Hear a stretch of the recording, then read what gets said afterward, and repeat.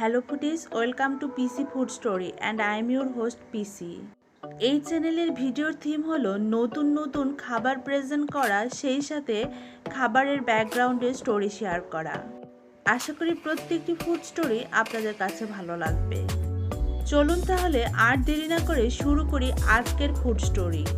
আজ দুপুরে ছিল সিম্পল খাবারের মেনু। গরম ভাতের সাথে ছিল কাচকি মাছের বড়া বা পাকুড়া, খেতে অসাধারণ লেগেছে গরম ভাতের সাথে। আর ছিল শাপলা চিংড়ি। শাপলা আমাদের জাতীয় ফুল, আর বাংলাদেশের খালে বিলে বর্ষাকালে প্রচুর পরিমাণে শাপলা ফুল ফোটে। আর এই সময় শাপলা ডাঁটা দিয়ে চিংড়ি মাছ খাওয়ার মজাই আলাদা। শাপলা দিয়ে চিংড়ি সাধারণত আমি ভাজি করে থাকি, আজকে একটু ঝোল ঝোল করে রান্না করেছি, খেতে কিন্তু অসম্ভব ভালো লেগেছে। বর্ষাকালের আরেকটা সবজি হচ্ছে পটল। পটলকে আমরা নানাভাবেই রান্না করে থাকি, আজকে আমি একটু ভিন্ন স্টাইলে পটল রান্না করেছি। পটল দিয়ে ইলিশ মাছের ডিম ভাজি, খেতে অসম্ভব ভালো লেগেছে।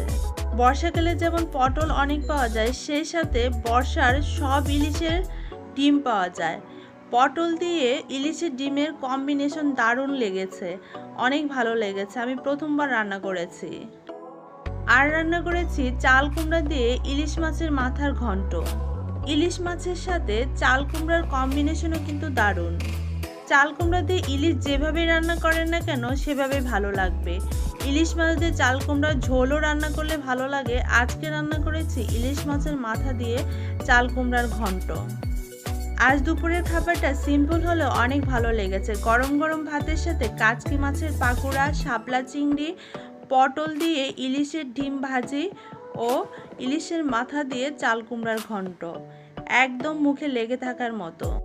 তো ফুডি ফ্রেন্ডস, এই ছিল আমার আজকের ফুড স্টোরি। আশা করি ফুড স্টোরি ভালো লেগেছে। আর পরবর্তী ফুড স্টোরি দেখার আমন্ত্রণ জানিয়ে আজকে বিদায় নিচ্ছি। সবাই বরাবরের মতো ভালো থাকবেন। Bye bye.